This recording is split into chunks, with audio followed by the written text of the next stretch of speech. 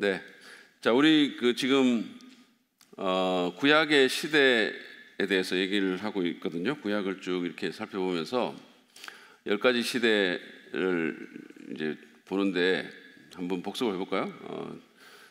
제일 먼저 우리 창조 시대를 봤고, 그 다음에 족장 시대, 족장 시대를 봤고, 그 다음에 출애굽 시대, 그 다음에 정복 시대.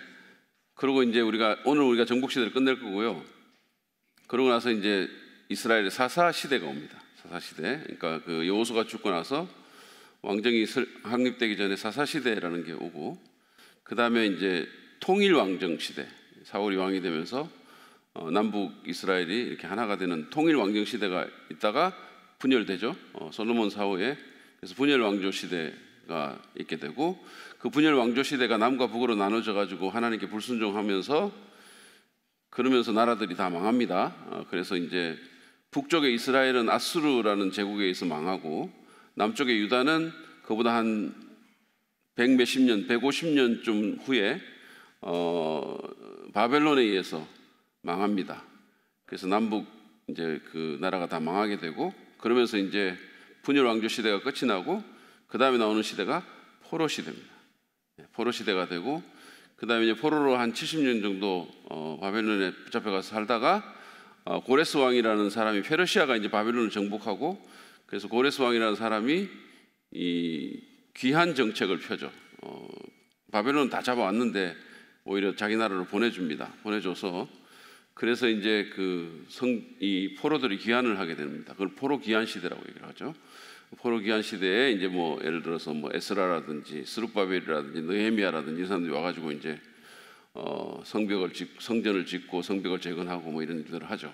그러고 나서 말라기까지 쭉 그 시대가 이어지다가, 말라기라는 선지자를 마지막으로 해서 한 400년 동안 하나님이 아무 말씀을 안 하십니다. 선지자를 안 보내주세요. 그게 이제 소위 말해서 침묵 시대이고, 그거를 이제 신구약 중간 시대 이렇게 말하기도 합니다.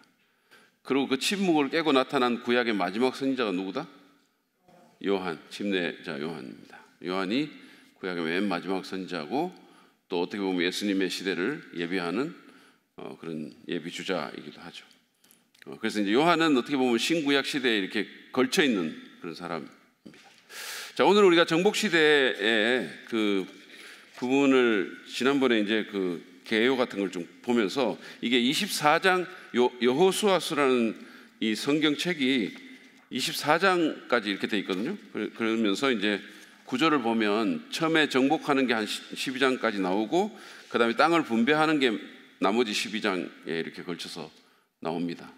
그게 나오고, 오늘은 사건의 전개를 좀 보고 마지막 적용 부분을 좀 살펴보고 이 정복 시대를 이제 마무리하고 다음 시간에 사사 시대라는 아주 흥미진진한 시대로 넘어가려고 하는데요. 자, 사건의 전개를 보면 기본적으로 이 정복 시대의 가장 중요한, 가장 초기에 또 처음에 나타난 사건이 뭐냐 하면 여리고 성을 점령하는 겁니다. 여리고성. 자, 이 기적으로 요단강을 건너서 여리고를 무너뜨린 거룩한 전쟁인데, 지도를 보여주시면, 지도를 보여주시면 지금 이게 여러분들 잘 안 보이신다고 그러는데 이게 이제 요단강이거든요. 요단강입니다. 여기가 이제 사해고, 저 위에가 이제 갈릴리고 이렇거든요. 이쪽에 이제 모압인데, 이쪽 편에 이렇게 이제 진을 치고 있다가 여호수아가 이제 요단강을 건너면서, 그러면서 이제 이게 여리고입니다. 여기. 그러니까 제일 먼저 이제 이 성을 치는 거죠. 그래서 요단강에서 얼마 안 떨어진 것이죠, 여리고가. 그래서 여기를 이제 제일 먼저 점령을 하게 되는데, 자, 이 사건을 쭉 보면 먼저는 새로운 지도자가 임명이 됩니다. 여리고 성을 치기 전에, 그러니까 가나안으로 건너가기 전에 새로운 지도자를 임명을 하죠. 새로운 사명을 위해서 언제나 새로운 리더십이 필요합니다. 제가 지난번에 말씀드린 것처럼 사역을 위한 하나님의 방법은 지도자를 세우는 겁니다. 언제나 그랬어요. 언제나 지도자를 세우는 겁니다. 그래서 이제 성경이 어떻게 보면 리더십 교과서와 같다. 그 잔 맥스웰도 자기가 다른 어떤 책보다 성경에서 리더십의 원리를 많이 배웠다, 이렇게 얘기를 하게 됐어요. 왜냐하면 수많은 리더들이 거기 나오니까. 좋은 리더도 나오고 나쁜 리더도 나오고. 그래서 이제 여호수아가 모세를 이어서 이스라엘을 지휘할 지도자가 되죠. 그런데 이 여호수아는 그 믿음과 신실함이 검증된 그런 지도자였습니다. 계속해서 이제 이스라엘 공동체에서 그 사람의 어떤 신실함이 검증이 되어 있었고 하나님께서 그를 세워 주셨죠. 이게 중요합니다. 하나님이 세우시는 지도자가 중요하죠. 자, 그런데 이 리더의 성공이 뭐에 달려 있냐 하면 하나님의 말씀에 대한 그의 어떤 태도, 그것에 달려 있습니다. 여호수아 1장 8절 말씀을 보시죠. 자, 우리 다 같이 스크린 보고 같이 읽겠습니다. 시작. 이 율법책의 말씀을 늘 읽고 밤낮으로 그것을 공부하여 이 율법책에 쓰여진 대로 모든 것을 성실껏 실천하여라. 그리하면 네가 가는 길이 순조로울 것이며 네가 성공할 것이다. 여호수아는 종교적인 지도자가 아닙니다. 물론 이제 이스라엘의 나라 자체가 이게 뭐 오늘날처럼 막 정교 분리가 확실하게 된 그런 나라는 아니죠. 그런데 어쨌든 이스라엘은 제사장도 아니고, 여호수아는 제사장도 아니고 선지자도 아니고 여호수아는 군사 정치 지도자입니다. 그런데 이 리더에게 너의 성공이 어떤 뭐 전략에 있는 것도 아니고, 그죠? 군사 지도자고 정치 지도자는 뭐 어떤 정치적인 전략이라든지 뭐 군사적인 뭐 이런 것들인데 그게 아니고 너의 성공이 어디에 달려 있냐면 이 율법책의 말씀, 그러니까 토라, 오경 말씀을 늘 읽고 공부하고, 우리 예전에 개혁성경 묵상하고 이렇게 되죠. 묵상하고 그 다음에 그것을 실천하는 겁니다. 그게 너의 성공의 기초다 이렇게 돼 있어요.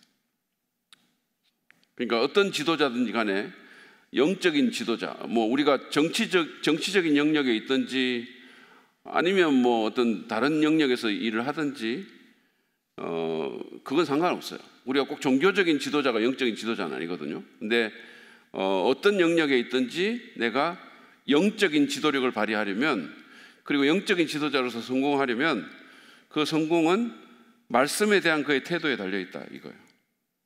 이것이 굉장히 중요합니다. 그 다음에 이제 두 번째 이 여리고 정복과 연관해서 보는 것은 라합이라는 사람이에요. 라합.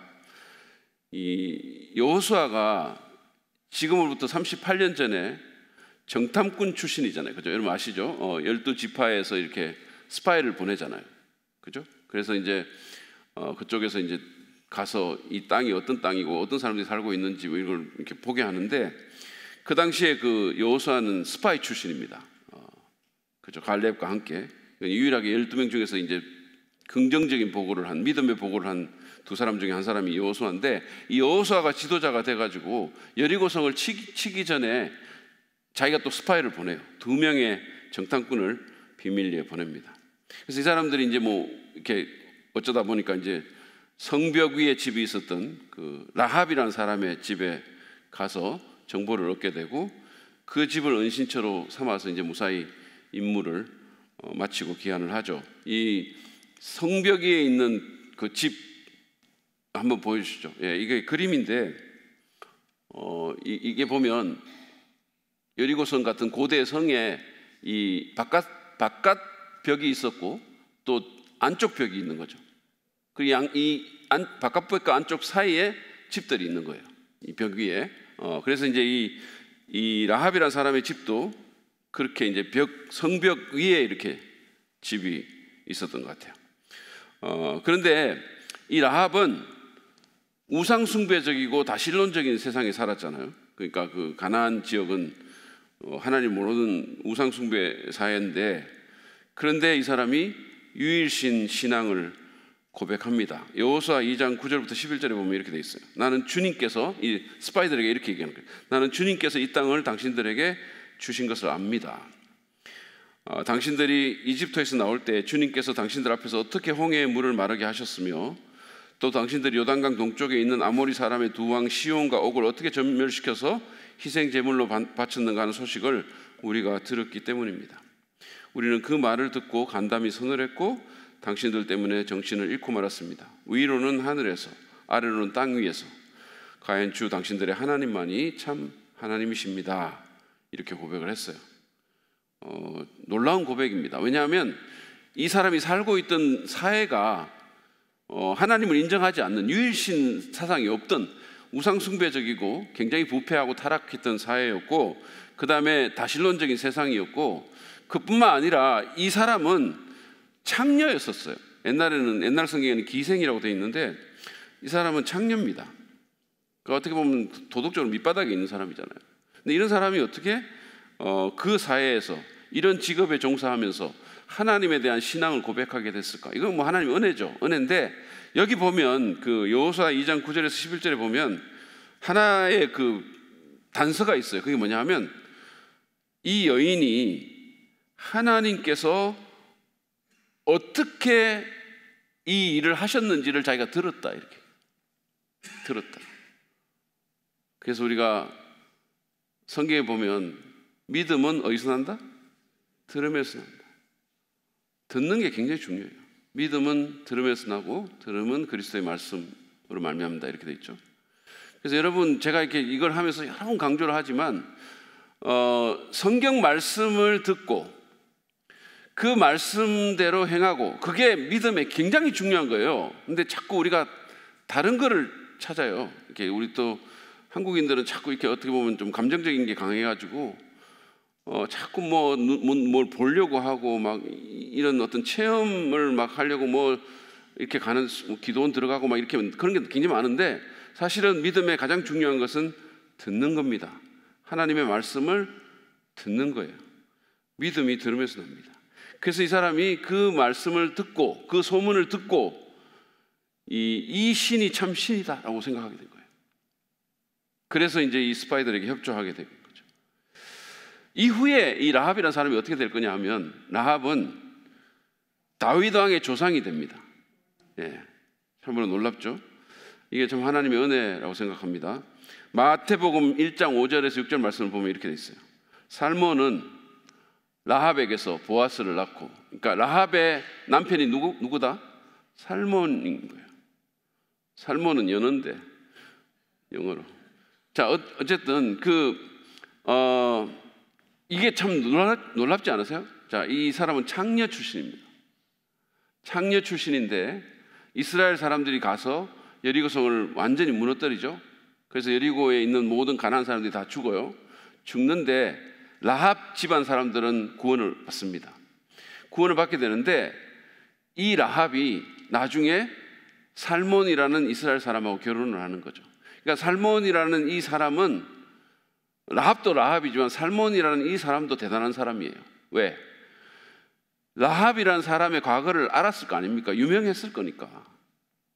창녀고, 그 다음에 이교도였던 여리고 사람이잖아요.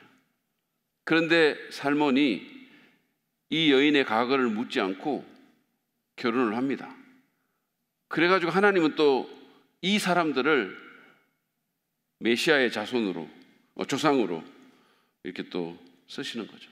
파격적인 겁니다. 어떻게 보면 요즘 우리가 예수 믿는 사람들이, 예전에 제가 한번 설교하면서 그 얘기한 적이 있는데, 저희 아버지는 이제 그 평생 교육계에 계셨던 분이기 때문에 막 이렇게 뭐, 아버지는 사실은 제가 목사가 되고 나서 그 후에 이제 예수를 믿게 된 케이스죠. 그 전에는 사실은 안 믿었어요. 아버지는 굉장히 유교적이신 분이었고, 그런데도 불구하고 굉장히 반듯한 분이셨어요. 술도 안 드시고 담배도 안 하시고 뭐 굉장히 그런, 어떤 예수 믿는 사람보다 더 도덕적이고 이랬던 분이거든요. 그래서 예수 믿기가 더 힘들었을지도 몰라요. 근데 이제 저희 아버지가 그래서 뭐 그렇게 막 뭐 술도 안 드시고 이렇게 하니까, 그리고 이제 뭐 취미가 별로 그렇게 많이 없고 뭐 책 읽는 것밖에 없고, 책이에요. 그냥 집에 책이 가득하고, 제가 어릴 때 기억은 책을 발로 넘어가면 엄청나게 야단 맞았어요. 그러니까 책이 굉장히 소중한 거였고, 그래서 별로 그렇게 뭐 그런 게 없었는데, 근데 제가 기억나는 게 뭐냐면 유일하게 아버지가 좋아하던 노래가 있었는데, 그게 뭐냐면 과거를 묻지 마세요라는 노래였어요. 과거를 묻지 마세요, 이런 노래가 있었어요. 근데 제가 그게 지금도 기억이 나는 거죠. 기억이 나요. 왜 아버지가 그런 걸, 왜냐하면 우리 아버지가 그 교수들 모임하는 교수들하고 뭐 제자들 모임하는 모임에 제가 어릴 때 따라간 적이 있는데, 무슨 그 막 또 한국에서 노래 부르는 뭐 이렇게 해가지고 노래를 부르는데 아버지 나가가지고 가곡 부르시더라고. 내가 그래가지고 야, 이건 진짜 어릴 때지만 이거 분위기 너무 안 살린다 이런 생각이 났던 적이 있는데, 그런 분이 과거를 묻지 마세요. 이거를 좋아하셨어요. 그래서 이제 그 옛날에 전축 처음 나왔을 때 그거 막 듣고 이랬는데, 여러분 그리스도인들은 과거를 묻지 말아야 돼요. 옛날에 내가 예수 믿기 전에 어땠던지. 하나님의 은혜로 다 그냥 그러니까 사랑은 뭐예요? 사랑은 허다한 죄를 덮는다, 이렇게. 예수 믿는 사람들 자꾸 누구 죄를 덜쳐내고 막 이렇게 해가지고 그 하나님께서 용서하신 그 죄를 자꾸 막 이렇게 하려고 하고, 그 옛날의 과거의 잣대를 기준으로 삼아가지고 판단하고 정죄하고, 이건 굉장히 안 좋은 거예요. 근데 어쨌든 살몬이라는 사람이 라합과 결혼을 했죠. 그래서 하나님께서 이 사람을 마태복음에 예수의 족보, 메시아의 족보 중에 라합이 들어갑니다. 창녀, 그것도 가나안 출신의 여자가 메시아의 족보가, 메시아의 조상이 되는 거죠. 이건 참으로 놀라운 하나님의 은혜고 은혜의 파격성입니다. 필립 얀스의 표현에 의하면 은혜의 스캔들이에요. 그래서 은혜가 참 놀라운 겁니다. 누구든지 예수 안에 있으면 새로운 피조물이고 하나님께서 어떤 사람도 쓰실 수 있어요. 놀랍게. 그래서 그 사실을 우리가 꼭 기억하시기 바랍니다. 자, 그럼 세 번째 사건은 요단강을 건너는 거예요. 자, 여리고를 정복하기 위해서 요단강을 건너야 되는데, 이때가 보리 추수기 3, 4월입니다. 자, 이럴 때 이제 그 요단강이 범람하는 계절이었기 때문에 성경에 보면 이게 엄청나게 물이 많다라고 돼 있어요. 요즘 이제 성지순례 가면 요단강이 막 이렇게 막 쪼그러 들어가지고 이런데, 그 당시에는 요단강이 엄청나게 범람했던 것 같아요. 지형이 지금과는 완전히 달랐던 것 같아요. 거기다가 이제 이 추수기니까 막 물이 범람을 해가지고 그런 상황이었습니다. 그래서 이제 하나님께서 모세 때 홍해를 가르신 것처럼 여호수아 때 요단강을 가르시는 거죠. 그래서 어떻게 보면 그런 거를 통해서 여호수아의 지도력을 세워주시는 거예요. 내가 모세와 함께 있었던 같이 이 여호수아도 함께 하겠다. 그래가지고 이제 여호수아의 리더십을 세워주시죠. 그런데 차이점이 있어요. 그건 뭐냐면, 홍해 사건 때는 하나님이 다 갈라놓으시고 건너가게 하셨어요, 마른 땅을. 근데 요단강을 건널 때는 흐르는 물에 발을 먼저 담그라고 얘기를 하셨어요. 그러니까 믿음을 조금 더 성장시켜 주는 거죠.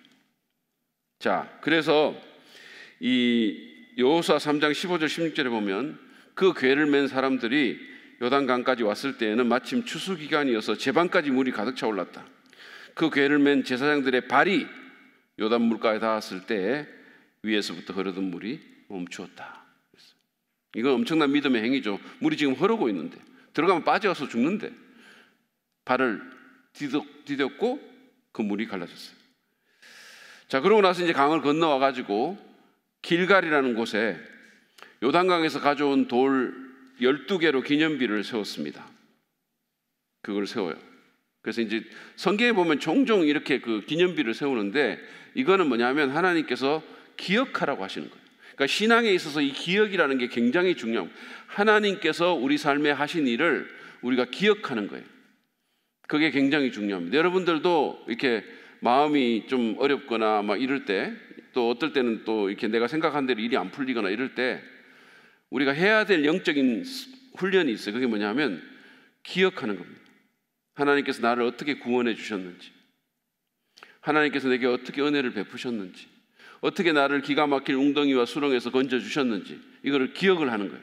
하나님의 은혜를 기억하는 거, 이게 영적으로 굉장히 중요합니다. 그래서 하나님께서 이거를 기념비를 세워주신 거예요. 가는 데마다 이런 일을 할 때마다 기념비를 세우는데, 이거는 사실은 우리만이 아니라, 당사자만이 아니라 이 기념비는 후대에게도 하나님의 행위를 전달해 주는 거죠. 기억하게 상기시켜 주는 거죠. 그래서 이건 또 어떤 교훈을 우리한테 주느냐 하면, 우리에게 베푸신 하나님의 그 은혜를 우리가 우리 후대들에게도 전해 줘야 된다는 거예요. 그게 우리가 자녀들에게 남길 영적인 유산이에요. 이게 참 오늘날 참 안 되는 경우가 많습니다. 여러분, 우리가 뭐 좋은 거 많이 남겨줄 수 있잖아요. 뭐 재산도 남겨줄 수 있고 뭐 여러 가지 남겨줄 수가 있는데 그것보다 더 중요한 게 있어요. 그게 뭐냐면 하나님이 내게 하신 일을 그 아이들에게 전해주는 거죠. 그리고 우리가 사실은 뭐 어릴 때는 하나님이 이렇게 우리에게 행하셨다, 엄마 아빠를 이렇게 구원해 주셨다, 이렇게 교회로 인도하셨다, 뭐 이런 것들도 필요하겠고, 여러분의 인생이 마무리될 때쯤 돼서 자녀들이 모였을 때 그때도 또 이렇게 우리가 이런 하나님이셨다라는 것을 자녀들에게 말할 수 있으면 그 인생은 복된 인생이에요. 그리고 그렇게 사실은 말할 필요가 있는 거죠. 자, 그렇게 하고 나서 기념비를 세우고 나서 그 다음에 뭐를 하냐면 할례를 베풉니다. 요단강을 건너고 나서 할례를 베풀어요. 왜냐하면 강야에서 그걸 잘 못했던 것 같아요. 그러니까 할례를 베풀었는데 여러분 이거는 있잖아요. 군사적으로 자살행위죠. 할례가 뭔지 아시죠? 제가 뭐 굳이 이렇게 설명을 안 해도 아시죠? 예. 그 할례를 받으면 남자들은 한 3일 정도는 움직이지를 못해요. 너무 아픕니다.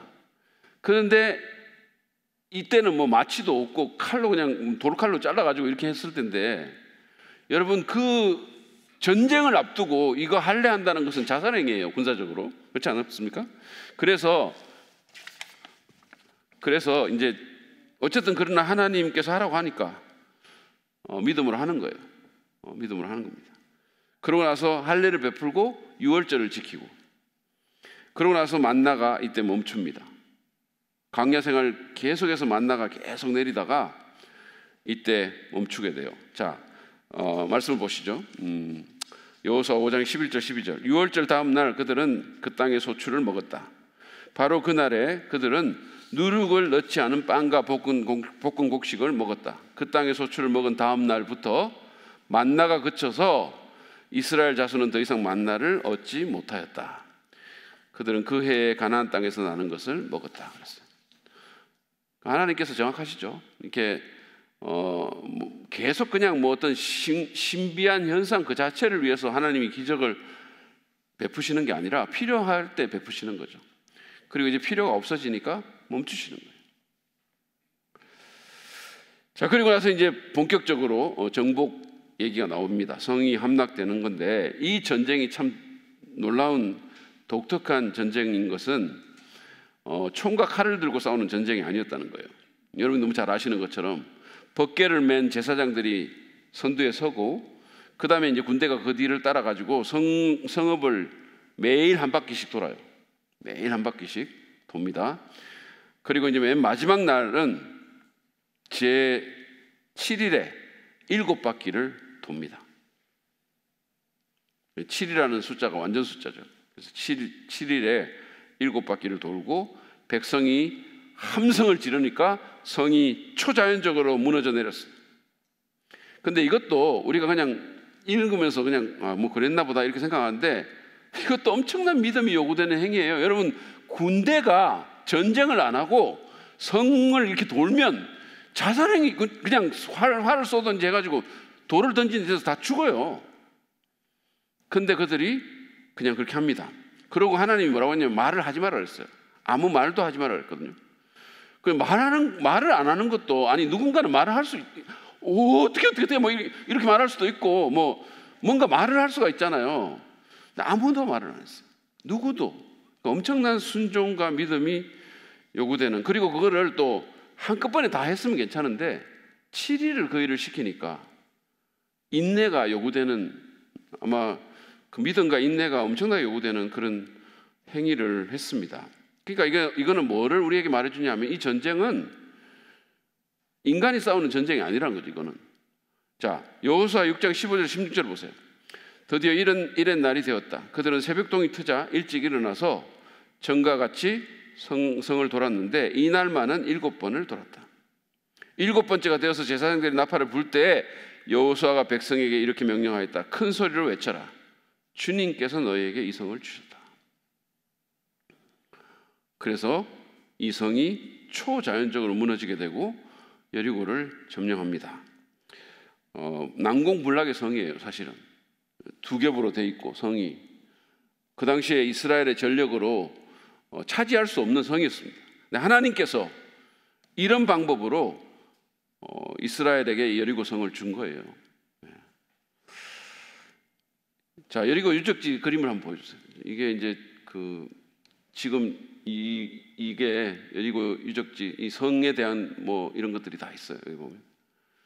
그래서 이런 것들을 우리가 볼 수가 있고요. 그 다음에 이제 두 번째 스토리는 아이성 사건입니다. 이제 여리고를 정복하고 나서 바로 그 다음에 이제 아이성을 정복하게 돼요. 근데 이제 이게 아간이라는 사람의 범죄로 인해서 이 아이성에서는 패배를 합니다.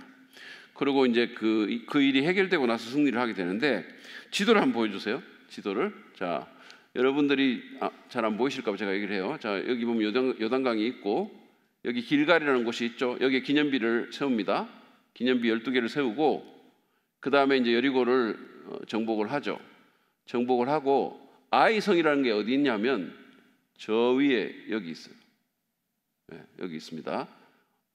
나도 잘 안 보이니까 여러분이 어떻게 보이겠어요? 자, 여기가 이제 아이성인데, 이 성은 뭐 그렇게 멀지 않아요. 멀지 않은데, 이 성은 여리고에서 북서쪽으로 보이시죠? 북서쪽으로 있죠. 북서쪽으로 이렇게 한 14km 정도 있습니다. 그러니까 뭐 14km니까 짐작이 가시죠? 어디쯤인지. 별로 그렇게 멀지 않아요.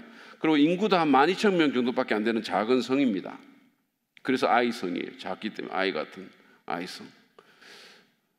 반응을 좀 해주세요. 어쨌든 간에 이스라엘은, 그런데 이 성을, 여리고도 무너뜨린 이스라엘이 이 성은 무너뜨리지 못하고 오히려 36명이 전사를 합니다. 이 패배 후에 여호수아가 하나님께 나아가고 이제 이 문제를 해결하는데, 이게 참 여호수아의 훌륭한 점인 거죠. 왜냐하면 실패는 누구나 할 수 있는데 어떻게 해결하느냐 하는 거죠. 처리 과정이 굉장히 중요한데, 여호수아가 제일 먼저 하나님께 나아가는 거죠. 그러니까 전략 회의를 한 것도 아니고 하나님께 가서 하나님에게 패배의 원인을 묻게 됩니다. 그때 하나님이 이게 이스라엘의 불순종의 그 원인이 있다라고 말씀을 해주시고, 여호수아 7장 10절에서 12절에 보면 이렇게 나와 있어요. 제가 읽을게요. 주님께서 여호수아에게 말씀하셨다. 이스라엘이 죄를 지었다. 나와 맺은 언약 지키라고 명령한 그 언약을 그들이 어겼고 전멸시켜서 나 주에게 바쳐야 할 물건을 도둑질하여 가져갔으며, 또한 거짓말을 하면서 그 물건을 자기들의 재산으로 만들었다. 그래서 이스라엘 자손은 원수를 대적할 수 없었고 원수 앞에서 패하여 물러섰다. 그들이 자청하여 저주를 불러들여서 그들 스스로가 전멸시켜야 될 물건이 되었기 때문이다. 이렇게 얘기했어요. 그래서 하나님께서 이 어떤 성을 전멸하라고 하는 경우가 있어요. 완전히 그냥 전멸시켜라. 그러면 사람뿐만 아니라 물건도 손을 대면 안 되는 거예요. 손을 대면 안 되고 다 그냥 태워버려야 되는 거예요. 그런데 누군가가 물건에 손을 댄 거예요. 자, 이 사람이 누구냐? 그 유명한 아간이라는 사람이에요. 아간. 자, 범죄자를, 이제 아간을 어떻게 심판하냐면, 범죄자를 먼저 색출을 하는데 제비를 뽑아가지고 색출을 합니다. 그래서 뭐 이렇게 뭐 지파를 뽑고 그 지파에서 또 집안을 뽑고 뭐 이런 식으로 색출을 하는데, 이 긴 색출 과정 동안, 여러분 한번 보세요. 이스라엘이 200만 명 정도가 됩니다. 그 당시에. 그러면 이제 그 과정을 통해 가지고 이걸 색출하는 과정이 꽤 길었을 것 같아요. 그죠? 그런데 그 긴 색출 과정 동안 아간이 침묵하고 스스로 자수하지 않아요. 자백하지 않습니다. 그리고 나중에 뽑혔을 때 죄를 회개하거나 용서를 구하지도 않아요.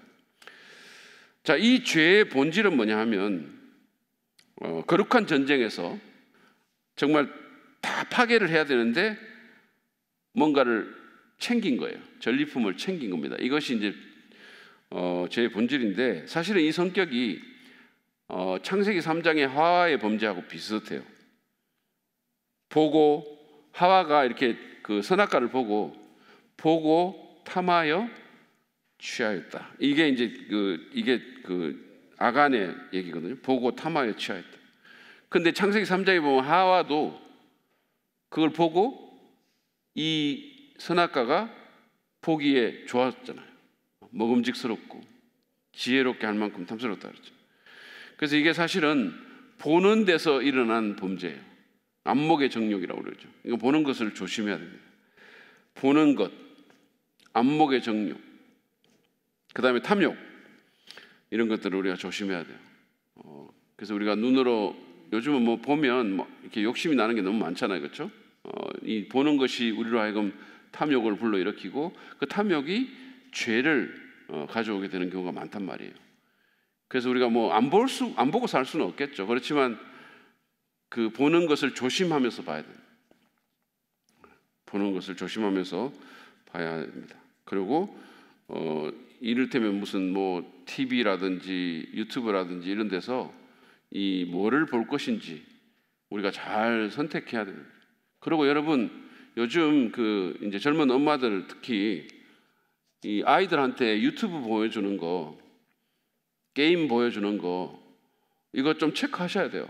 이게 우리가 이제 그 어떻게 보면 좀 아이를 계속해서 24시간 다 볼 수도 없고 아이는 찡찡대고 뭐 이렇게 하다 보면 자꾸 이제 아이한테 이거를 패드 같은 거 주든지 뭐 폰 줘가지고 이렇게 보잖아요.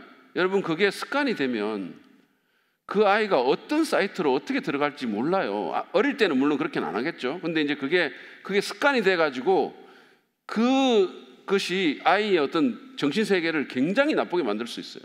그럼 굉장히 조심해야 돼요. 이거를 자꾸 그냥 뭐 다 그렇게 하니까 그냥 그러려니 생각하시면 안 되고 이것 좀 체크하고 시간 조정하고 저는 개인적으로 안 하는 게 좋다고 생각해요. 힘들더라도. 근데 이게 전부 다 이러고 있어요, 애들이. 계속 이러고 올리는. 그러면 이게 어느 순간에 뭔가가 들어오게 되죠. 그 아이가 원하는 것만 보여주는 게 아니에요. 그러면 어떻게 되겠어요? 그 정신세계가 어떻게 되겠냐고. 그리고 게임이라는 것도 죽이고 뭐 이런 것들이 굉장히 많잖아요. 총으로 막 다다다다 쏘고. 그게 사람들의 마음에 어떤 영향을 끼칠지 한번 생각해 보세요. 그래서 이게 가능하면 사실은 어릴 때 책을 읽게 만들고 이게 좋은 건데 이게 자꾸 이게 더 눈이 잘 가고 쉽고 빠르니까 자꾸 이렇게 가는데 한번 생각해 보시기 바랍니다. 정말 자녀들을 위해서도 우리도 마찬가지고 보는 거 조심해야 돼요. 자, 그래가지고 어쨌든 그 아간이라는 사람이 나오게 되고 백성들이 아간을 돌로 쳐 죽였어요. 굉장히 엄한 어떻게 보면 요즘의 기준으로 보면 이게 납득이 잘 안 되죠. 우리가 이거 어떻게 사람을 너무 야만적이고 그렇잖아요. 근데 이제 고대에는 달랐고 특별히 이 시기는 전시입니다. 전시. 전쟁 때는요, 이게 엄청나게 현대전에도 마찬가지예요. 전시에는 이적 행위를 하거나 하면 바로 사형시키고 그러잖아요. 그래서 굉장히 엄격한 심판을 했어요. 이거는 어떻게 보면 약간 시범 케이스적인 그런 측면도 있어요. 사도행전 5장에 보면 아나니아와 삽비라도 여러분 그 교회가 새로 출발을 하면서 교회라는 게 없다가 교회가 생겼잖아요. 교회가 생기면서 어떻게 돼요? 이 이스라엘 사회에 교회가 이렇다라는 걸 보여줘야 되고 그게 그 교회의 거룩성이 가장 드러나야 되는 시점에 이런 일이 벌어지니까 아나니아와 삽비라가 그대로 죽었어요. 요즘은 하나님 그렇게 안 하시잖아요. 요즘 그러면 죽을 사람 많아요, 사실은. 이 사람들이 사실 헌금을 했는데 재산의 반을 바쳤는데 문제는 뭐냐면 그거 반 바치고 다 바쳤다고 얘기해가지고 죽은 거거든. 그렇잖아요. 자, 보세요. 여호수아가 말하였다. 이 말씀을 보세요. 몇 장입니까? 이게 여호수아 7장 25절입니다. 여호수아가 말하였다. 너는 어찌하여 우리를 괴롭게 하느냐? 아간이 그렇게 말합니다. 네가 어째서 우리 공동체를 괴롭게 하느냐? 오늘 주님께서 너를 괴롭히실 것이다. 그러자 온 이스라엘 백성이 그를 돌로 쳐서 죽이고 남은 가족과 재산도 모두 돌로 치고 불살랐다. 그들은 그 위에 큰 돌무더기를 쌓았는데 그것이 오늘까지 있다. 이렇게 하고 나서 주님께서 맹렬한 진노를 거두셨다. 그래서 그곳 이름을 오늘까지도 아골 골짜기라고 부른다. 이렇게 함으로써 이스라엘에 이런 일이 앞으로 있지 않도록 이 중요한 시기에 누군가가 또 이런 일을 해서 공동체를 어렵게 하지 않고 개인을 망하게 하지 않도록 굉장히 엄하게 하나님께서 역사하신 거죠. 근데 우리는 이런 걸 보면 좀 받아들이기 굉장히 힘들어요. 근데 여러분 그거 아셔야 돼요. 하나님은 죄에 대해서 진노하시는 분이세요. 왜냐하면 죄가 우리 인간을 망하게 하니까. 죄가 우리를 망하게 만드니까요. 여러분 그렇잖아요. 여러분이 만약에 여러분하고 아무 상관없는 애가 마약을 한다. 그러면 그러려니 이렇게 생각해요. 근데 만약에 여러분의 자녀가 마약을 한다. 그러면 여러분 하나 나겠어요? 안 나겠어요? 안 나온다는 표정이에요. 그러면 어떻게, 누군가가 여러분의 자녀에게 마약을 줘가지고 애가 마약을 하게 돼. 그러면 어떻게 해요? 여러분은 진노합니다. 특별히 그 마약에 대해서, 그리고 마약을 준 사람에 대해서 여러분 너무너무 진노할 거예요. 하나님도 마찬가지예요. 하나님이 죄에 대해서 진노하시는 것은 인간을 미워한다기보다는 인간을 오히려 사랑하기 때문에 죄에 대해서 진노하시는 거예요. 하나님이 사랑하는 그 자녀를, 하나님의 사람을 망하게 만드니까, 그 공동체를 망하게 만드니까. 자, 그렇게 하고 나서 이제 아이성에서 승리를 하죠. 다시 이제 공격해서 승리를 합니다. 여러분, 이거는 명백한 교훈이 있어요. 죄가 해결되고 승리가 오는 거예요. 이거는 개인이든 공동체든 마찬가지예요.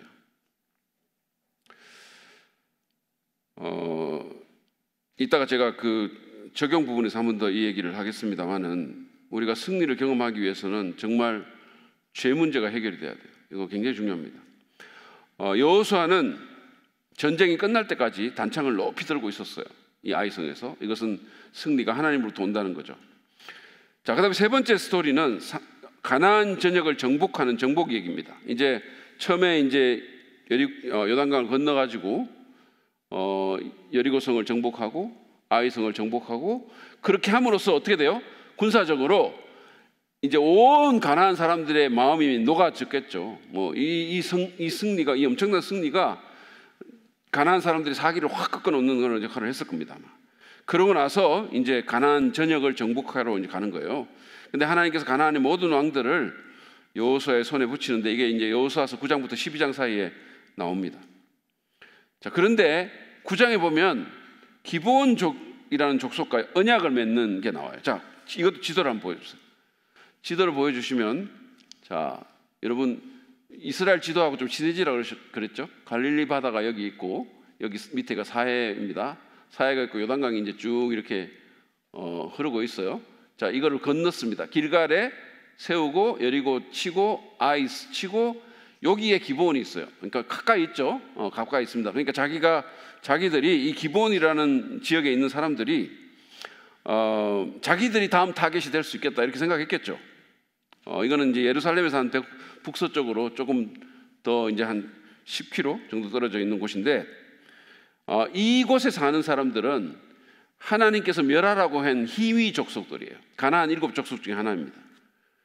근데 이 사람들이 자기들이 살기 위해서 속임수를 써죠.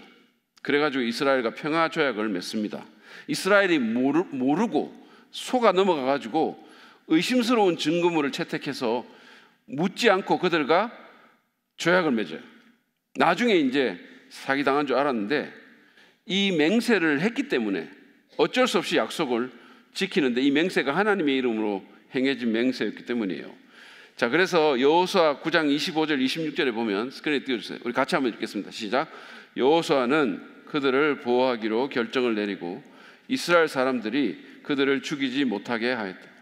바로 그날로 여호수아는 그들을 회중을 섬기고 주님의 제단을 돌보는 종으로 삼아 나무를 패고 물을 깃는 일을 맡게 하였다.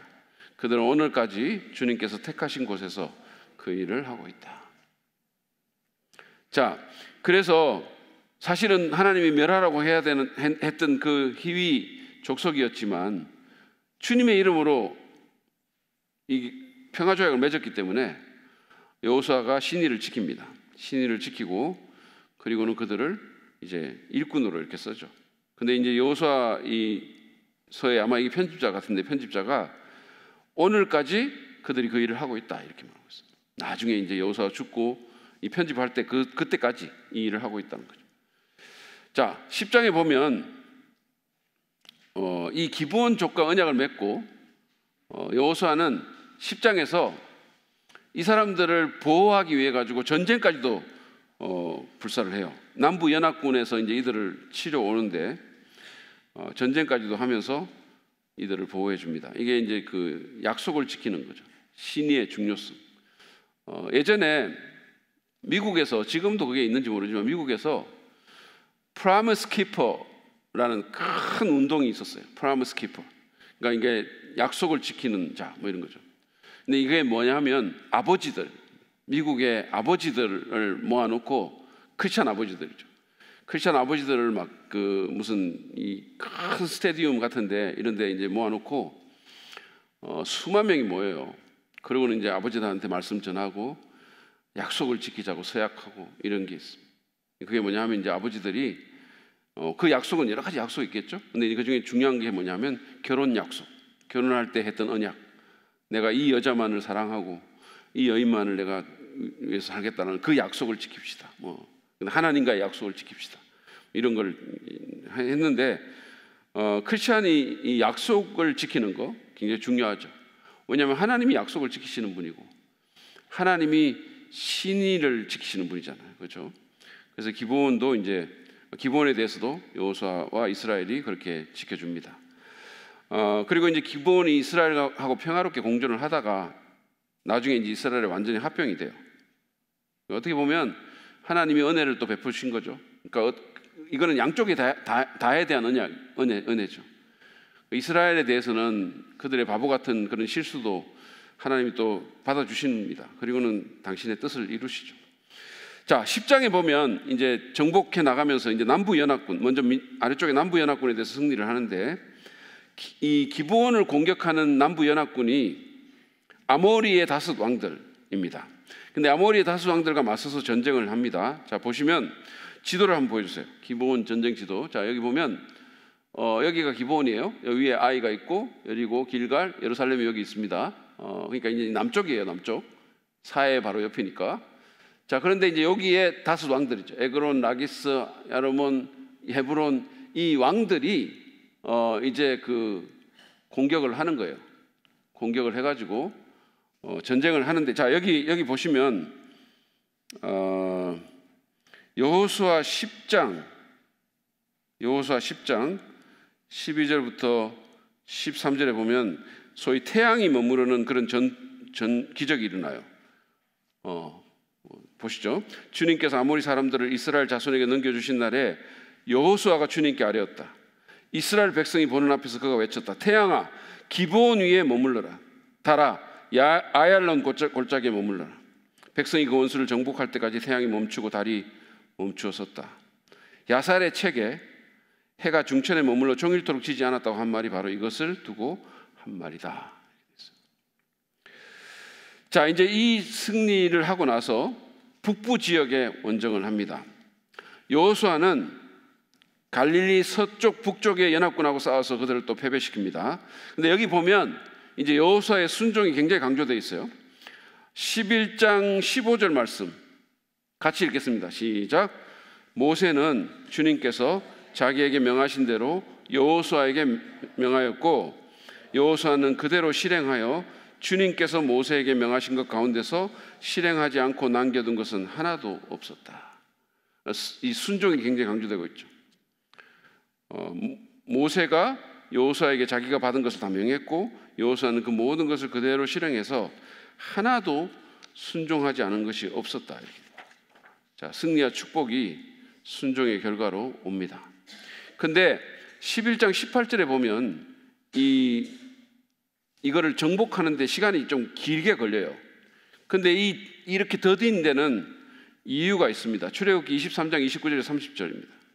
그러나 나는 땅이 황폐하여지고 들짐승이 많아질까 염려되므로 한 해 한 해 그들을 너희 앞에서 다 쫓아내지 않겠다. 나는 너희가 번성하여 그 땅을 너희의 소유로 차지할 때까지 그들을 너희 앞에서 조금씩 쫓아내겠다 그랬어요. 갑자기 확 비게 되면 아직 완전히 사람이 안 살게 되고 그렇게 되면 어떻게 되겠어요? 땅이 황폐해질 뿐만 아니라 들짐승이 늘어나서 굉장한 해를 입을 수 있겠죠. 그러니까 하나님께서 이렇게 시간을 봐서 점진적으로 이렇게 쫓아내겠다라고 말씀했어요. 이거는 또 어떤 면에서 보면 이 영적인 전쟁이나 우리가 신앙생활을 하는 데 있어서 인내가 필요하다는 사실을 우리에게 가르쳐주고 있습니다. 여러분, 기다린다는 것, 이거는 굉장히 거룩한 영적 훈련이에요. 제가 아까 그 기억한다는 거 얘기했잖아요. 제가 가끔씩 얘기한다만 합니다만은 영적인 훈련에 있어서 기자로 시작하는 게 몇 개가 있어요. 기억, 기다림, 기도, 기대. 기자가 좋은 겁니다. 제 이름에 기자가 왜 있겠어요, 여러분? 그래서 이 기다림은 거룩한 영적 훈련입니다. 요즘 점점 우리가 갈수록 이 인내심을 잃어버리는 것 같아요. 못 기다리는 거예요. 특히 이 중에 어떤 분이 있어요. 제가 누구라고 말은 안 하겠고, 미음으로 시작되는 성을 가진 분인데 잘 못 기다립니다. 성격이 엄청 급해요. 자, 근데 요즘 우리가 보면, 여러분, 제가 사는 아파트에 뭐가 있냐면, 요 집에서 문 열고 나가가지고 엘리베이터까지 가는데 내 생각에 한 2초도 걸리려나? 근데 그것도 못 기다려가지고 우리 집안에 뭐가 있냐면 엘리베이터를 미리 누르는 게 있어요. 엘리베이터를 미리 그 시간을 못 기다리는, 우리가 그걸 못 기다리는 거예요. 요번에 우리가 전국 친교회를 하는데 다 좋았대요. 너무 좋았대. 뭐 숙소도 좋고 음식도 좋고 앞에 바닷가도 좋고 뭐 하여튼 다, 사진사도 좋고 다 좋았어요. 자, 다 좋았는데 딱 하나 말할 게 있다는 거예요. 그래서 내가 뭐냐 그랬더니 목사님 얘기입니다. 다른 목사님이 엘리베이터가 너무 많이 기다렸다는 거예요.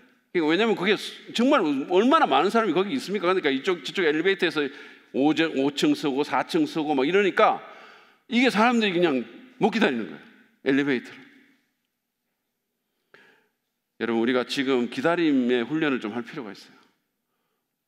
기다림, 인내하는 거. 하나님은 우리가 원하는 시간에 딱딱 그렇게 일하지 않으세요. 종종 우리보다는 느긋하십니다. 그래서 우리가 좀 기다릴 필요가 있는 거예요. 기도하고 바로 이루어졌으면 너무 좋겠는데 종종 느긋하세요. 우리 애가 좀 갑자기 하루아침에 그냥 확 변해가지고 어느 날 자고 일어났더니 어머님 원하시는 게 뭡니까? 이렇게 나오면 너무 좋겠는데 그렇게 안 된다는 거예요. 그렇게 안 된다. 여러분, 제가 우리 아들 결혼하는 거 위해서 지금 얼마나 기도하고 있습니까? 인내가 필요합니다. 자, 그러고 나서 이제 이 남쪽 북쪽 다 점령하고 평화가 옵니다. 그리고 이제 모든 악을 정복한 후에 우리에게도 안식이 남아있다고 성경 말하죠. 여호수아 11장 23절에 보면 여호수아는 주님께서 모세에게 말씀하신 대로 모든 땅을 점령하고 그것을 이스라엘 지파의 구분을 따라 유산으로 주었다. 그래서 그 땅에서는 전쟁이 그치고 사람들은 평화를 누리게 되었다. 마침내 평화가 찾아옵니다. 악을 정복한 후에. 지금은 사실은 우리가 어떻게 보면 구원으로 인한 안식이 우리에게 있지만 여전히 우리는 악이 범람하는 세상 가운데서 살고 있어요.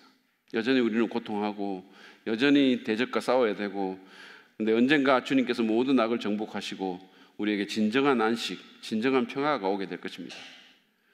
여러분은 그때를 기다리지 않으십니까? 마라나타, 주님 오실 때를 기다리고 살아야 돼요. 소망하고 살아야 됩니다. 자, 마지막으로 이제 기업 분배. 자, 이 땅을 정복한 후에는 이제 분배를 해야 되겠죠. 이게 이제 그들의 기업이 됩니다. 12지파의 기업이 돼요. 자, 지도를 보여주세요.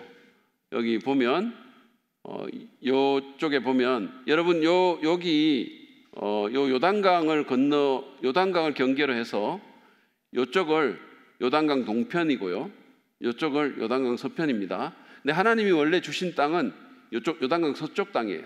서쪽 땅인데 이제 중간에 오다가 모세가 살아 있을 때 이 소위 므낫세 반지파하고 갓 르우벤 지파가 자기들이 이쪽에 머물게 해달라고 얘기를 해가지고 결국은 두 지파 반은 여기에 자리를 잡아요. 여기에 자리를 잡게 되고 이제 이쪽은 나머지 지파가 자리를 잡게 됩니다. 되는데 여기 보세요. 시몬이라는 지파는 이쪽에 자리를 잡게 되고 유다가 여기는 예루살렘이 있고 베들레헴이 있는 그 지역이에요. 유다. 다는 이쪽에 원래 받았는데 나중에 저 위로 올라가게 됩니다. 제 북쪽으로.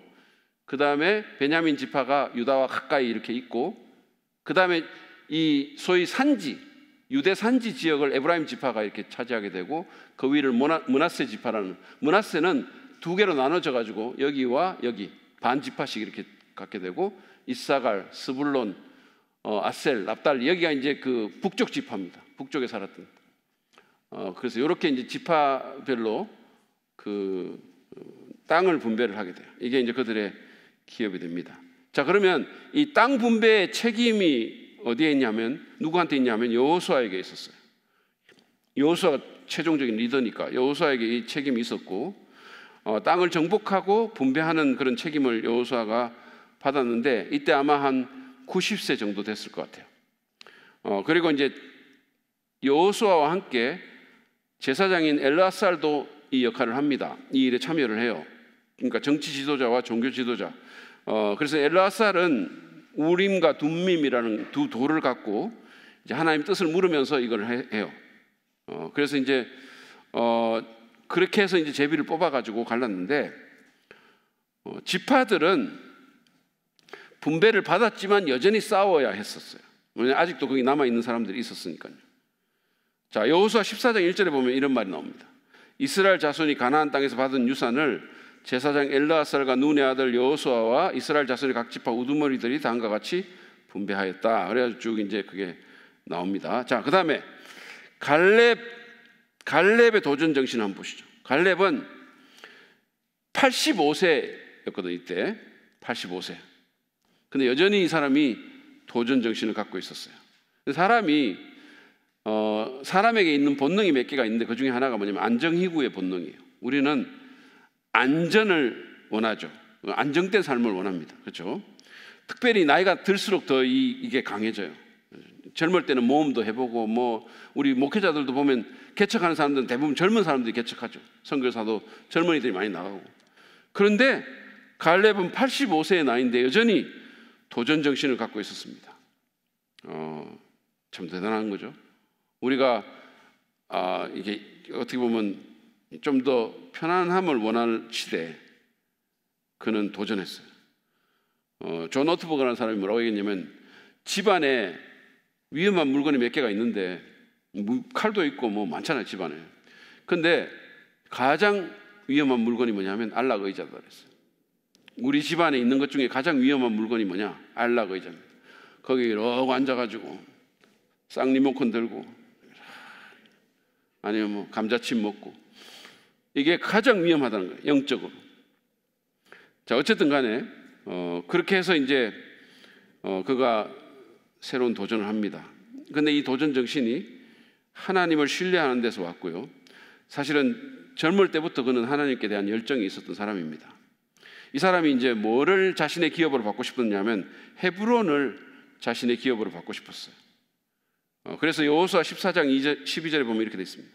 이제 주님께서 그날 약속하신, 그러니까 38년 전에, 지금은 38년도 더 전이죠. 그 전에 예전에 이제 그 스파이로 갔을 때 그때 약속하신 이 산간 지방을 나에게 주십시오. 그때 당신이 들은 대로 여호수아에게 얘기합니다.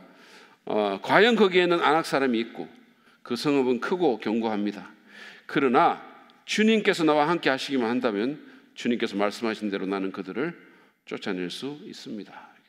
대단한 노익장이죠. 85세의 나이에 그 성읍은 크고 견고하다 그래서 여전히 아직 정복해야 될 땅이 있다는 거예요. 그리고 여전히 아낙 사람이 거기 있다는 거예요. 그렇지만 주님이 나와 함께 하시면 나는 그들을 쫓아낼 수 있습니다. 그러니까 나는 그거를 갖겠으니까 나한테 그 땅을 주십시오 이거예요. 그러면 뭐예요? 보통은 그냥 땅에 좋은 땅을 원하잖아요. 이렇게 남아있는, 대적이 남아있는 땅이 아니라 좋은 땅에 아무도 없는 데 가서 이렇게 있을 텐데, 이 사람은 그러지 않고 여전히 성읍이 있고 여전히 아낙 자손들이 있는데 내가 거기를 치겠다 이렇게 얘기했어요. 그래서 내가 그걸 차지하겠다 이렇게 얘기했어요. 믿음의 사람입니다. 대단한 사람이에요. 여러분, 어떤 사람이 젊은 사람이냐? 나이가 젊다고 다 젊냐? 그렇지 않습니다. 도전 정신이 있는 사람이 젊은 사람이에요. 끝까지 뭔가 도전해보고 새로운 거에 도전해보고 그런 사람이 젊은 사람이에요. Forever young. 우리가 좀 젊은 마음으로 삽시다. 도전하고 믿음으로 도전하고 안 돼 뭐 이렇게 하지 말고. 자, 그 다음에 레위 지파의 기업을 보시죠. 자, 이 기업 분배를 할 때 레위 지파를 보면 하나님은 레위에게는 경작할 땅을 주시지 않습니다. 왜냐하면 그들은 하나님이 그들의 기업이었어요. 하나님만을 섬기는 기업이었죠. 여호수아 13장 13절에 보면 그러나 레위 지파에게는 모세가 유산을 주지 않았다. 하나님이 그들에게 말씀하신 대로 주 이스라엘의 하나님이 바로 그들의 유산이었기 때문이다. 이렇게 돼 있어요. 자, 그런데 그러면 이제 12지파가 아까 여러분 보셨잖아요. 12지파가 어떻게 되냐면 처음에는 야곱의 12아들이 12지파였었어요. 야곱의 12아들이 12지파였는데 그럼 레위가 빠지면 땅 분배를 11지파에게 했나? 이런 생각이 들죠. 근데 그게 아니고 레위가 빠지면서 땅 분배할 때는 요셉의 두 아들 므낫세와 에브라임이 12지파로 편입을 합니다. 그래서 요셉 지파가 빠지게 되고 므낫세와 에브라임으로 갈라지게 돼요. 그래서 12지파가 되는 거죠. 레위는 빠지고 므낫세와 에브라임이 들어가게 되는 거죠. 그리고 나중에 이제 에브라임이 북이스라엘의 가장 큰 지파가 돼요. 가장 강력한 지파가 돼가지고 그래서 여러분들이 구약성경을 읽을 때 특히 분열 왕조 시대 읽을 때 에브라임아 내가 너를 어떻게 하겠느냐 이런 얘기가 많이 나와요. 그것은 북이스라엘을 향한 하나님의 말씀이에요. 그러니까 유다가 남쪽을 대표한다면 북쪽은 에브라임이 대표하는 지파가 됩니다. 그 사실을 여러분 좀 기억하시면 좋겠고 어쨌든 그래서 12지파를 이렇게 이루게 되고 레위 지파에게 그러면 땅을 분배하지 않은 또 다른 의도는 뭐냐면 그들이 전적으로 농사 안 짓고 전적으로 하나님만 섬기라고 땅을 안 줬을 뿐만 아니라 레위를 하나님께서 그 이스라엘 전역의 48개의 시티에 성읍에 흩어져서 살게 만들었거든요. 그래서 이 지도를 한번 보여주세요. 이게 잘 보이실지 뭐 아닐지 모르지만 여기 보면 이렇게 빨갛게 표시된 것들이 다 이건 도피성이고 빨갛게 표시된 도피성이고 여기 여러 그 성읍들이 나오죠. 이렇게 성읍들이 다 나와요. 여기 점들이 찍혀 있는 게 다 레위 지파가 살았던 도시 마을들입니다. 그러니까 하나님께서 여기 보시면 알겠지만 뭐 안 보셔도 믿음으로 그냥 받으세요. 여기 점들이 다 있어요. 점들이 다 있는데 이게 하나님께서 이스라엘 전역에 레위 사람들을 48곳에 흩어져 놓은 거예요. 그래서 이스라엘의 어느 누구도 레위가 사는 곳으로부터 15km를 떨어져서 사는 사람은 없었다 이렇게. 다시 말하면 레위가 여기 살고 있으면 15km 안에 다 이스라엘 사람들이 다 있는 거예요. 그 말은 무슨 말입니까? 레위 사람들이 이스라엘 사람들에게 어디든지 가서 말씀을 가르칠 수 있도록 다 흩어놓은 거예요. 그래서 그들의 가정생활에 그들의 종교생활에 그들의 정치윤리에 다 말씀으로 조언을 주고 가르침을 줄 수 있도록 그렇게 한 거죠. 그런데 불행하게도 레위는 그 역할을 감당하지 못했어요. 그 결과로 이스라엘의 우상숭배가 만연하게 됐고 결국은 도덕적으로 타락해서 사회가 부패하게 된 겁니다.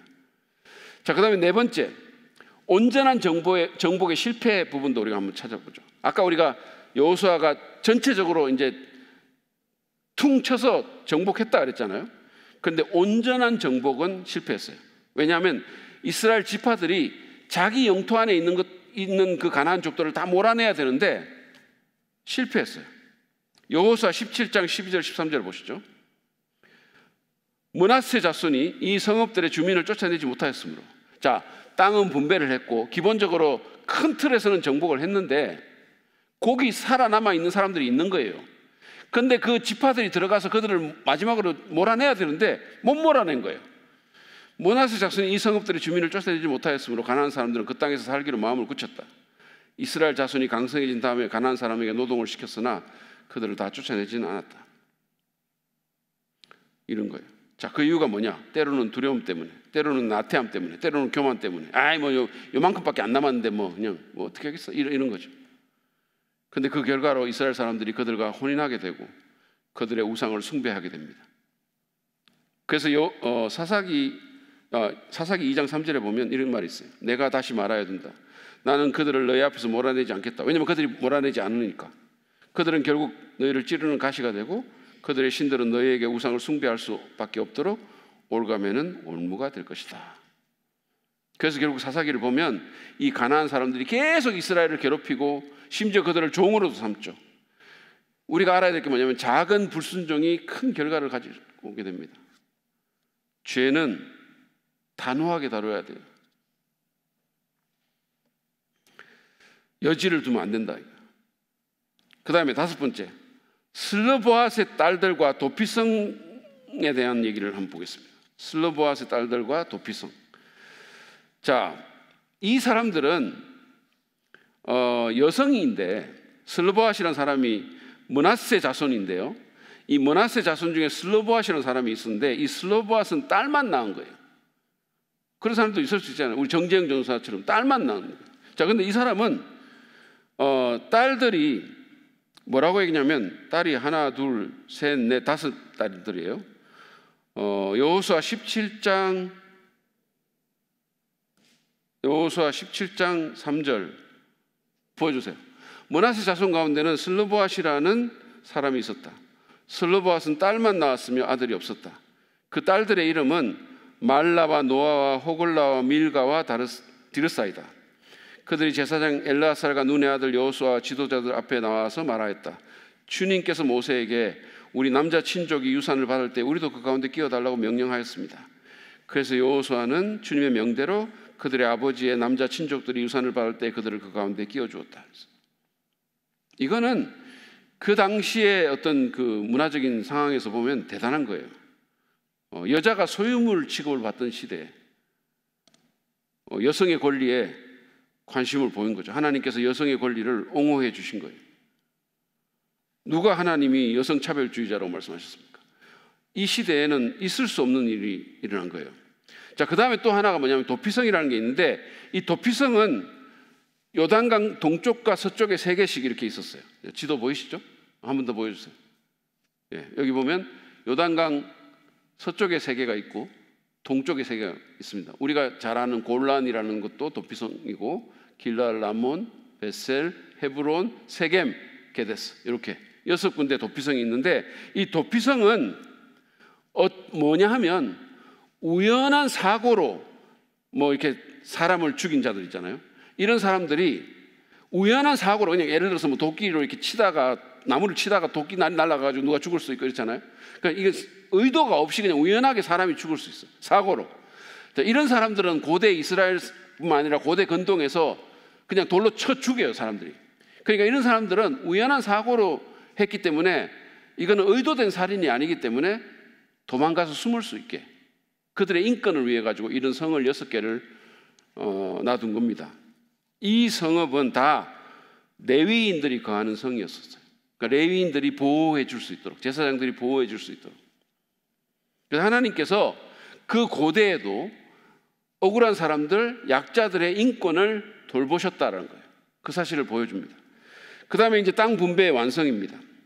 여기서는 하나님의 신실하심과 주권적인 행동이 강조가 됩니다.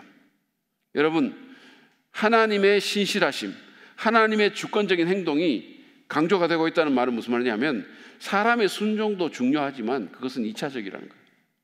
하나님이 책임지고 이루시는 부분이 있어요. 여러분이 제가 이 말을 오해하지 마시기 바랍니다. 여러분이 구원받고 나서 불순종할 수 있어요. 이 안 좋은 삶을 계속 살아갈 수 있어요.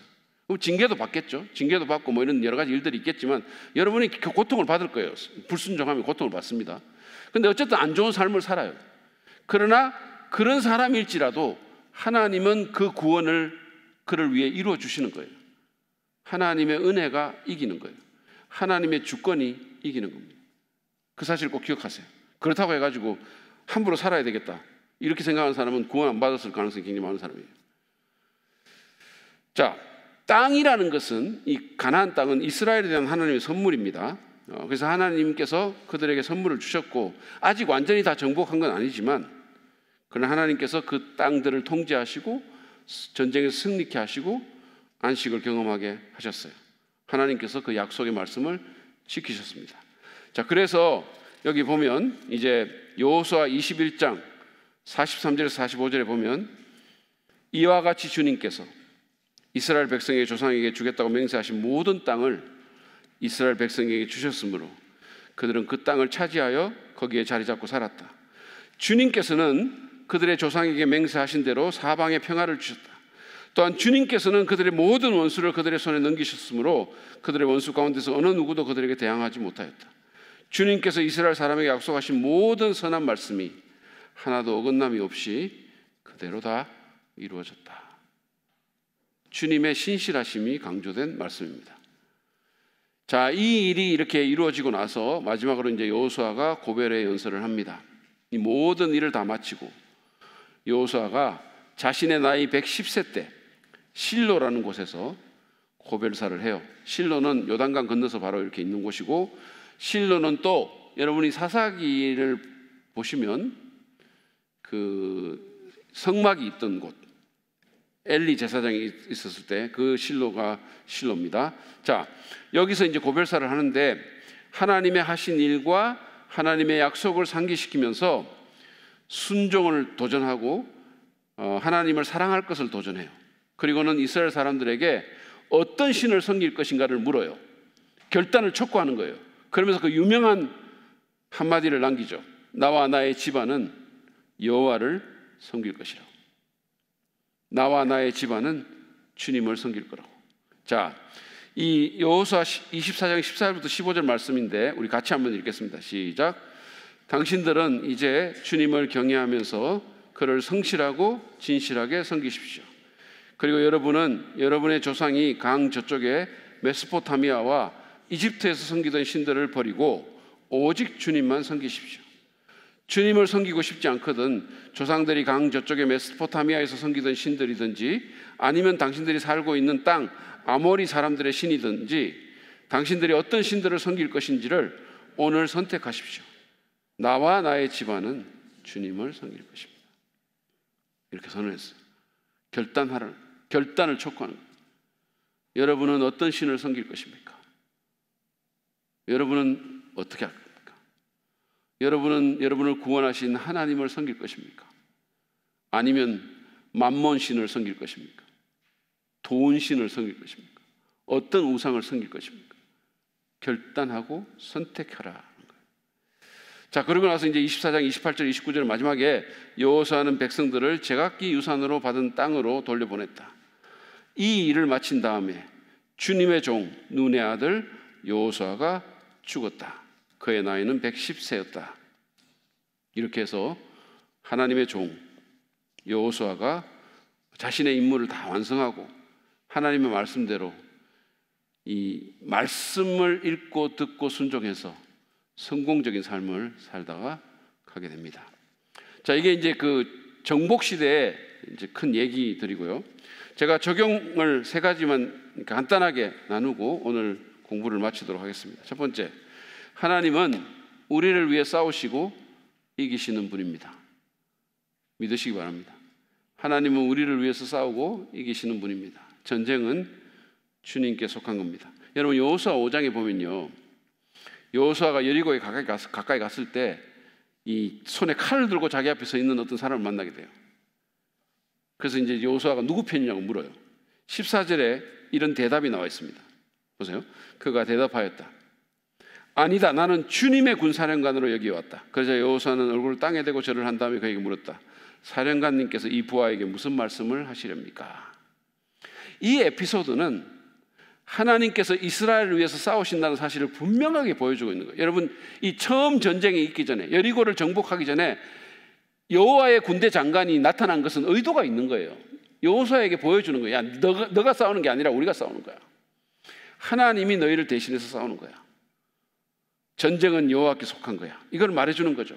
그래서 결국은 아까도 제가 여러 군데 봤지만 라합도 그걸 인정했고 이스라엘 자신도 그걸 인정했고, 그래서 사람들이 공포에 사로잡혀가지고 이 전쟁에서 가난한 사람들이 지는 거예요. 여러분, 하나님은 우리를 위해서 싸우시고 이기시는 분이십니다. 믿으십시오. 계시록에 보면 예수님도 말을 탄 용사로 그려지고 있고 제자들에게 뭐라고 얘기합니까? 내가 세상을 이기었노라. 이렇게 얘기했습니다. 담대하라. 내가 세상을 이기었노라. 예수님은 용사고 승리자입니다. 그래서 우리가 영적 전쟁을 살 때도 주님만을 의지해야 됩니다. 바울이 에베소서 6장 10절에서 이렇게 말합니다. 여러분은 주님 안에서 그분의 힘찬 능력으로 굳세게 되십시오. 이게 영적 전쟁을 승리할 수 있는 비결이라는 거예요. 주님 안에서 그분의 힘찬 능력으로 굳세게 되십시오. 내 힘으로 내 생각으로 싸우는 게 아니라 주님의 능력으로 싸우는 거예요. 성령의 능력으로, 하나님의 말씀으로. 그죠? 야고보서 4장 7절도 이렇게 말합니다. 하나님을 복종하고, 하나님께 복종하고 악마를 물리치십시오. 그리하면 악마는 달아날 것입니다. 하나님께 순종할 때, 하나님의 말씀에 순종할 때 마귀는 달아난다, 이렇게 얘기했어요. 그래서 우리가 다윗이 골리앗을 싸워 이길 때처럼 위축되지 말고 만군의 여호와의 이름을 의지하고 믿음으로 싸워서 승리하시는 여러분 되시기를 축복합니다. 두 번째 교훈은, 불순종은 개인과 공동체의 삶에 패배와 큰 어려움을 가져다 줍니다. 아간의 경우에서 우리가 너무 명백하게 잘 봤잖아요. 우리가 순종하지 않는 것은 개인의 삶에도 어려움을 가져다 줄 뿐만 아니라 공동체의 삶에도 어려움을 가져다 줘요. 여호수아가 그렇게 말했잖아요. 네가 이렇게 해가지고 왜 우리를 괴롭게 하냐, 이렇게 했어요.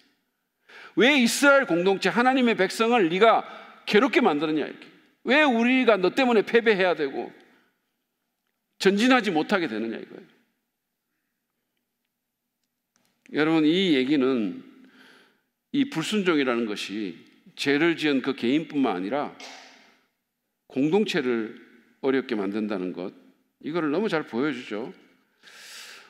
짐 심발라는 사람이 개척 초기에, 지금은 그 브루클린 태버나클 교회 아주 큰 대형 교회, 건강한 교회 목사님이시잖아요. 근데 초기에는 굉장히 힘들었거든요. 근데 이제 이분이 초기에 설교를 하려고 단에 이렇게 섰는데 막 가슴이 막 너무너무 답답하고 막 도저히 설교를 할 수 있는 마음이 안 생기더라는 거예요. 근데 막 설상가상으로 눈앞에 막 뿌연 안개 같은 게 막 보이고 도저히 할 수가 없겠더라는 거예요. 교회는 너무 힘들고 되는 일이 없고. 그래서 이분이 어떻게 얘기를 했냐면, 여러분, 제가 도저히 설교를 못 하겠습니다. 뭐가 막는 게 있는 것 같아요. 너무 이게 짓누릅니다, 이렇게 얘기를 하고, 그냥 우리 기도합시다, 이렇게 하고 무릎을 꿇을 때, 강대상에 이렇게 무릎을 꿇는 거예요. 여러분들도 그 자리에서 꿇어 앉아서 좀 기도합시다. 사람들이 처음에 너무 황당했겠죠? 너무 막 이상하잖아요. 갑자기 설교할 이상 안 하시면 이번 주에 내가 한번 해볼까? 너무 이상하죠. 이게 너무 이상한 거잖아요. 그런데 사람들이 이게 목사님이 너무 진지하니까, 너무 뭔가 이렇게 있으니까요. 그러니까 자기들도 다 그렇게 막 이제 꿇어앉고 막 기도하기 시작하는데, 이 성령님이 역사하셔가지고 각 사람의 마음을 움직이시면서 막 눈물이 터져 나오고 막 이랬다는 거예요. 자, 그런 가운데서 어떤 일이 일어나냐면, 어떤 한 남자가 이 앞으로 걸어 나와가지고 이 앞에서 목사님 앞에서 무릎을 꿇더라는 거예요. 목사님 꿇어앉아 기도하고 있는데, 그러면서 그분이 울면서 목사님 제가 잘못했습니다. 제가 헌금에 손을 댔습니다, 이렇게 얘기했더라고요. 이 사람이 재정을 담당하는 집사인데 헌금에 손을 댄 거예요. 아무도 몰랐어요. 아무도. 근데 그것 때문에 그런 일이 있고 나서 그 일이 이분이 회개하고 회중들 앞에서 자기를 드러내고 재정 집사직에서 이제 사임하고 어떤 단계가 있었겠죠.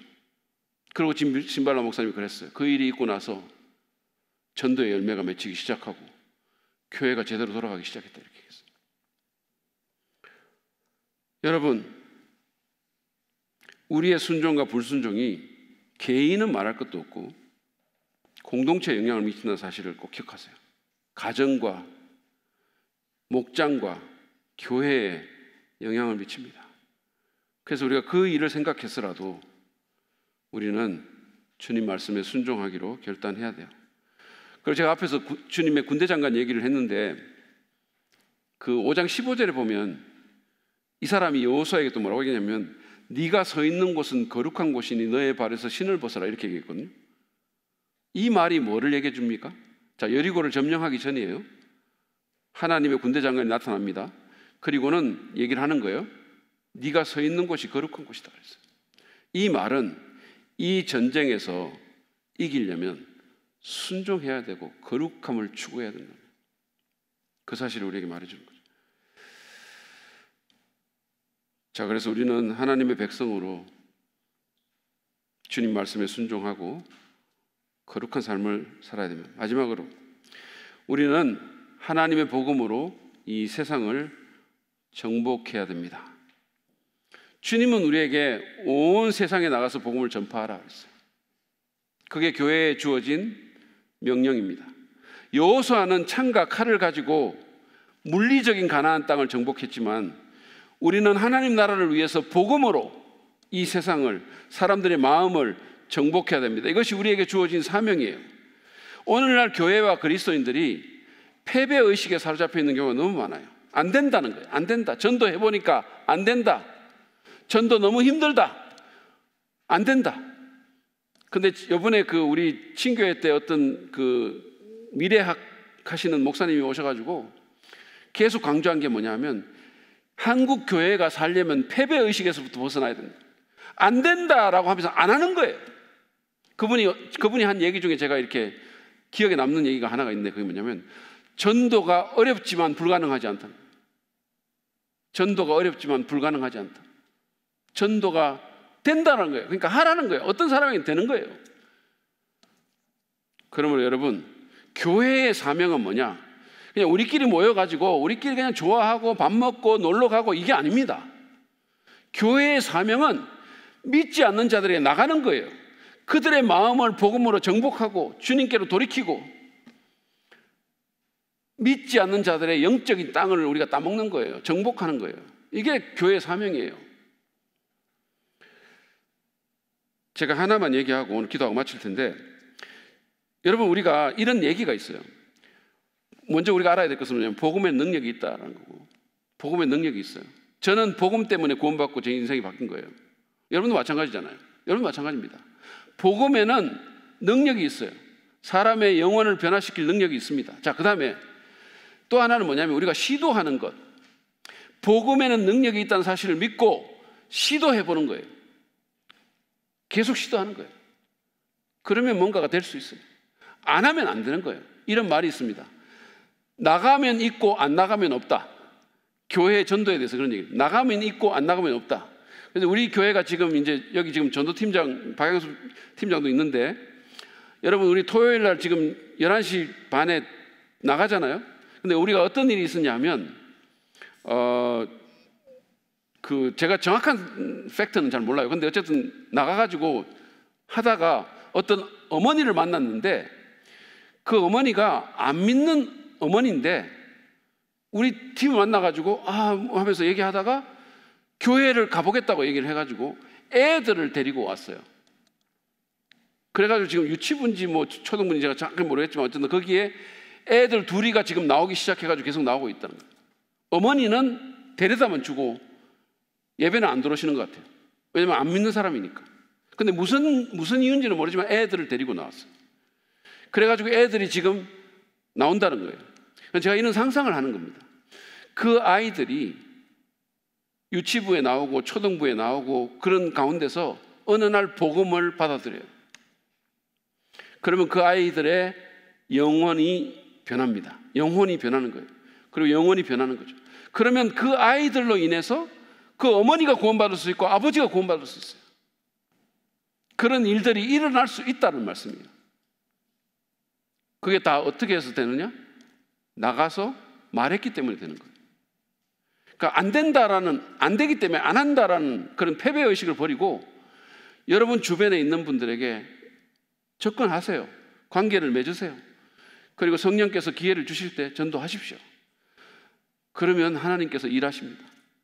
복음의 능력이 있다는 거예요.